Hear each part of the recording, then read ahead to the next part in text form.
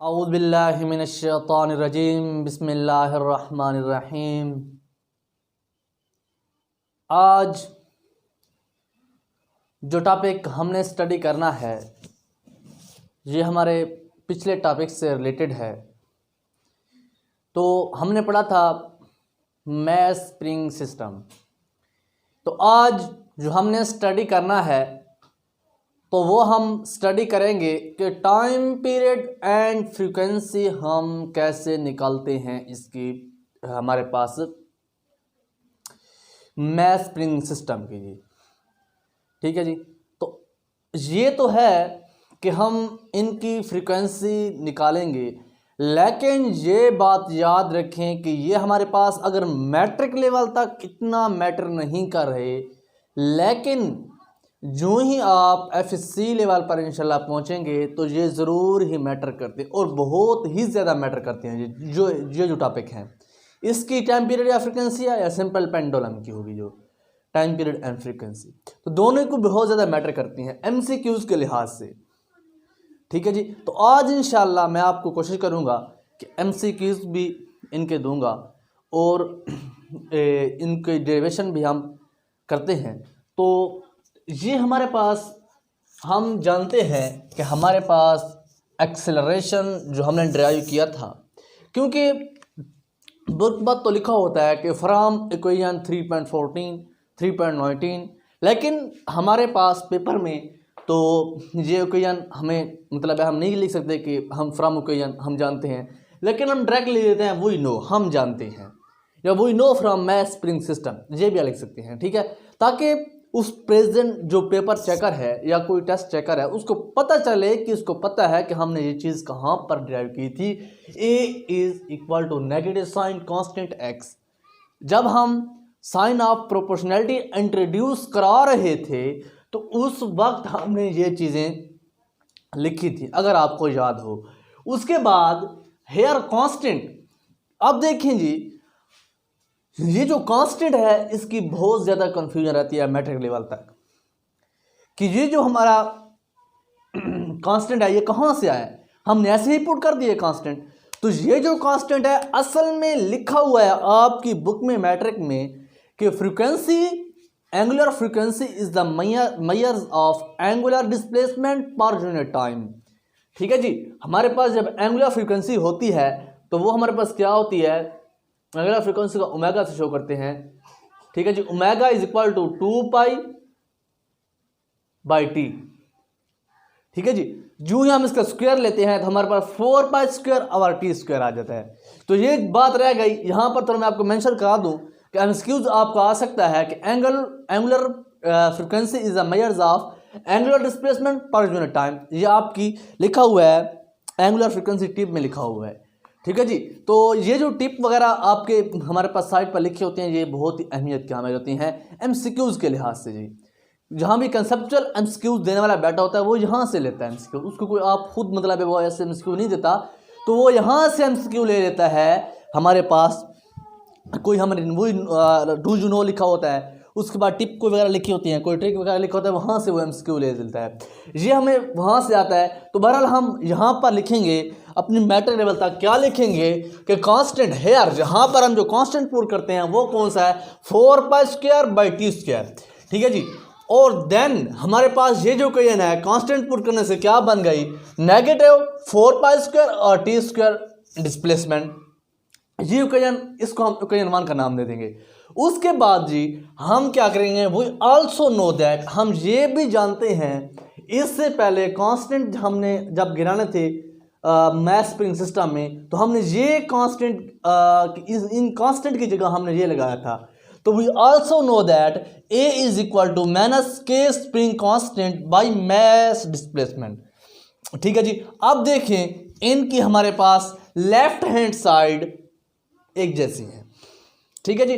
तो हम इनको जो इक्वेशन की एक साइड मतलब लेफ्ट हैंड साइड दो इक्वेशन की या राइट हैंड साइड एक जैसी हूं तो हम उनको कंपेयर करते हैं कि ये जो इक्वेशन हमारे पास हैं ये दोनों इक्वल हैं। ठीक है। हमने लिखा जी -k x -4π² t² x, ये इक्वेशन ये इक्वेशन लिखी और ये इक्वेशन लिखी। ठीक है जी, इसमें हमारे पास क्या, हमारे पास कैंसिल हो रहे थे negative sign with negative sign, displacement with displacement. ठीक है जी, ये कैंसिल हो गए तो हम रीअरेंज करेंगे। जो भी स्टेप आप करते हैं तो उसका लिखते हैं कि हम क्या कर रहे हैं। यहाँ आपने पुट किया तो लिखा, यहाँ आपने ये लिखा, यहाँ पर देन लिखा, और यहाँ पर आप क्या लिखेंगे, बाय रीअरेंजिंग। हम इसको रीअरेंज करने से क्या होता है जी, टी स्क्वायर हम यहाँ पर ले आए, के नीचे डिवाइड कर दिया और एम को मल्टीप्लाई कर दिया, तो हमारे पास क्या आया, T square is equal to 4 pi square M by K. ठीक है जी, उसके बाद हम क्या लिखेंगे, टेकिंग स्क्वायर रूट, क्योंकि हमें टी स्क्वायर नहीं चाहिए, टाइम पीरियड के लिए हमें सिर्फ टी चाहिए, तो हम टेकिंग के square root on both side हम लिखेंगे। उसके बाद ये जो 4 पाई स्क्वायर है इसका हम अगर स्क्वायर रूट लें तो हमारे पास 2 पाई आता है। ठीक है जी, तो हमने यहाँ पर बिला झिझक लिख दिया 2 पाई, इसका स्क्वायर रूट कैंसिल नहीं हो रहा है एम के का, तो हमने एम और के स्क्वायर रूट लिख दिया।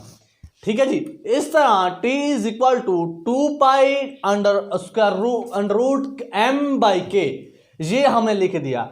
ठीक है जी, ये हमारे पास क्या है जी, टाइम पीरियड की इक्वेशन है, डेरिवेशन हमने की है, time period is equal to 2 pi M by K. ठीक है जी, ये हमारे पास आ गया टाइम पीरियड। उसके बाद जी हमें डेरिवेशन करनी है फ्रीक्वेंसी की, लेकिन एक पॉइंट में ऐड करता जाऊं कि हमारे पास अब देखें जी, टाइम पीरियड किस किस चीज पर डिपेंड कर रहा है। Time period depend on mass of the body attached object attached to a spring और spring constant पर। ठीक है जी, हमारे पास क्या है, स्प्रिंग कांस्टेंट पर डिपेंड कर रहा है। तो अब देखें जी, अब हम इसकी फ्रीक्वेंसी की तरफ बढ़ रहे हैं, इसकी फ्रीक्वेंसी की डेरिवेशन करने के लिए। तो फ्रीक्वेंसी डिराइव करने के लिए हम क्या लिखेंगे कि हमारे वी नो, हम जानते हैं, वो भी आप लिख देंगे, या we know the frequency is the reciprocal of time period. हमारे पास फ्रीक्वेंसी जो होती है वो रेसिप्रोकल होती है टाइम पीरियड का, तो हम बिला झिझक लिख देंगे, we know frequency is the reciprocal of time period, then equation become किस तरह बन जाएगी, एफ, या इधर लिख दें time is equal to 1 by F और F is equal to 1 by T. Then ये कोई लिखें, ये ना लिखें आप कि टाइम, ये तो है ना, F is equal to 1 by T, ये लिख कर आप लिख दें। देन हमारे पास क्या होगा, ये होगा हमारे पास कि एफ इज इक्वल टू अब 1 बाई 2 पाई। ठीक है जी, ये हो जाएगा। उसके बाद स्क्वायर रूट के नीचे जो वैल्यू है हमारे पास वो उलट हो जाएंगे, क्यों कि यहाँ पर तो नीचे डिवाइड होंगी ना वैल्यू, और ऊपर जाके ये के मल्टीप्लाई हो जाएगा और एम डिवाइड हो जाएगा। अब जी ये दो इक्वेशन मैंने पहले ड्राइव ये नहीं करके रखी, क्योंकि मैंने कहा थोड़ा आपको ये समझा भी दूं, शायद आपको यहाँ पर कुछ नज़र ना आ रहा हो। ये के बाई एम है, रोशनी की वजह है तो उधर से रोशनी लग रही है, तो ये हमारे पास क्या है जी, के बाई एम है, 1/2 पाई के बाई एम। ठीक है जी, यहाँ पर देखें आपके सामने ये दो इक्वेशन लेकर मैं एमसीक्यूज को टाइप करूँगा, और सारे ही एमसीक्यूज मैं बता रहा हूँ, जहाँ तक नहीं जिस लेवल तक जाएंगे आप, ये एमसीक्यूज जो इनमें आते हैं ये बहुत अहम होते हैं, और ये मुफ्त नंबर होते हैं। जो क्वेश्चन वाले एमसीक्यूज होते हैं वो मुफ्त में होते हैं। क्यों, मैंने क्यों कह दिया कि वो आप तो पुट करके ड्राइव कर सकते हैं, जो वैल्यू गिवन है उसको पुट करो और वैल्यू निकाल लो, कोई भी मसला नहीं होता। लेकिन जब डाच आता है तो बहुत ज़्यादा डाच आ जाता है, यहाँ पर बहुत ज़्यादा कन्फ्यूजन हो जाती है ये स्क्वायर रूट की वजह से। तो मैं आपको थोड़ा बहुत वो भी एमसीक्यूज में इंशाअल्लाह मैं आपको थोड़ा बहुत बता दूंगा कि इसमें कौन सी डाच आती है और किस तरह वो डाच देते हैं। ठीक है जी, तो हम बढ़ते हैं बिला तखीर एमसीक्यूज। हमारे पास एमसीक्यूज हैं जी। ठीक है जी, तो पहला जो एमसीक्यूज है, when the amplitude of mass spring system increase then time period. Time period क्या होगा, अब वो दे देता है इंक्रीज होगा, डिक्रीज होगा, या कांस्टेंट रहेगा, या नन ऑफ दीज। अब देखें यहाँ पर एक नेचुरली अगर हम अपनी फिजिकली बात देखें ना, एक बॉडी इस तरह ऑसिलेट कर रही है, उसका टाइम पीरियड कम है। जब एक बॉडी इस तरह ऑसिलेट करेगी, अब एम्पलीट्यूड बढ़ा तो टाइम पीरियड बढ़े। लेकिन ये बात याद रखना, एम्पलीट्यूड बढ़ने से टाइम पीरियड नहीं बढ़ता। एक तो बात ये इक्वेशन से पता चलता है कि हमारे पास टाइम पीरियड होता है वो डिपेंड करता है कि इस पर, मैस पर और कांस्टेंट पर, स्प्रिंग कांस्टेंट पर। लेकिन जो दूसरी बात है वो देखने वाली ये है कि जब हमारे पास एम्पलीट्यूड बढ़ेगा, एक बार यहां पर ऑसिलेट कर रही थी इस तरह, जब एम्पलीट्यूड बढ़ेगा तो नेचुरली बात है, करके देख लें, उसकी स्पीड ही बढ़ जाएगी। तो स्पीड बढ़ने से वो जितना डिस्टेंस ज्यादा कवर कर रहा है ना, वो उतने ही टाइम में कवर करेगा जितने टाइम में वो थोड़ा डिस्टेंस कवर कर रहा था।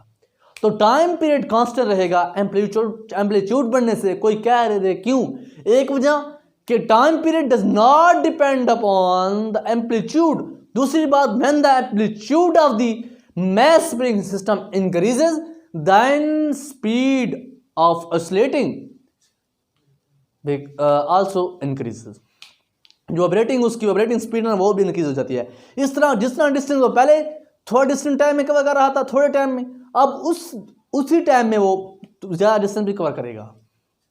क्यों? उसकी स्पीड बढ़ गई है। अगर 2 सेकंड में वो कर रहा था, अब भी 2 सेकंड करेगा। क्यों? उसकी डिस्टेंस बढ़ा है तो उसकी स्पीड भी बढ़ गई है।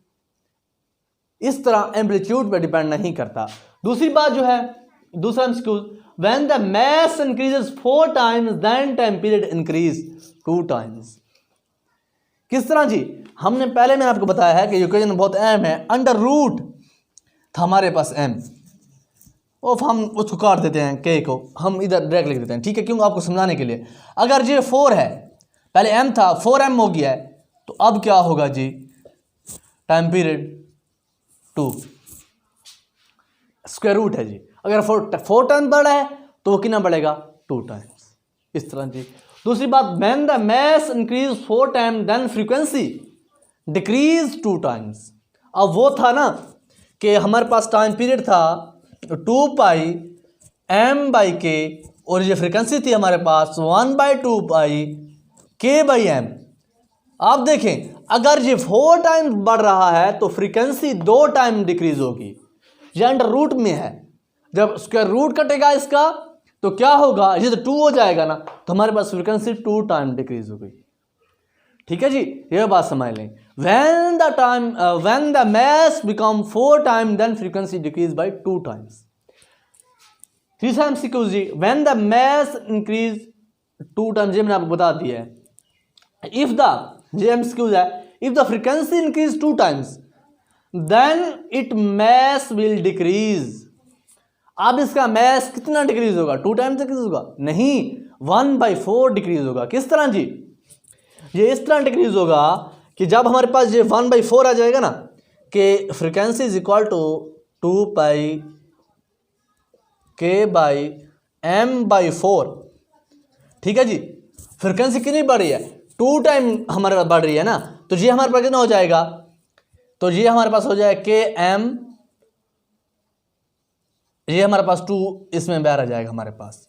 ठीक है जी, सॉरी, ये 1/2 है ना, नीचे यहाँ पर 2 है, ये 2 यहाँ पर आ जाएगा, और ये जाकर ऊपर मल्टीप्लाई हो जाएगा फ्रीक्वेंसी के साथ। ठीक है जी, फ्रीक्वेंसी के साथ क्या हो जाएगा? मल्टीप्लाई हो जाएगा, ऊपर जाएगा जब, तो ये नीचे डिवाइड हो रहा है ना m पर, तो ऊपर जाकर ये मल्टीप्लाई हो जाएगा। इस तरह जब हमारे पास फ्रीक्वेंसी इंक्रीज 2 टाइम होती है तो हमारे पास क्या होता है कि उसका मैस 1/4 डिक्रीज होता है। तो ये मैंने आपने सिर्फ मैटर लेवल तक नहीं बताया, बल्कि इंशाल्लाह जब आप आगे भी जाएंगे तो ये बातें आपको काम आएंगी ज़रूर इंशाल्लाह। अपना बहुत सारा ख्याल रखिएगा। अल्लाह हाफिज़। मिलते हैं जी नेक्स्ट वीडियो में।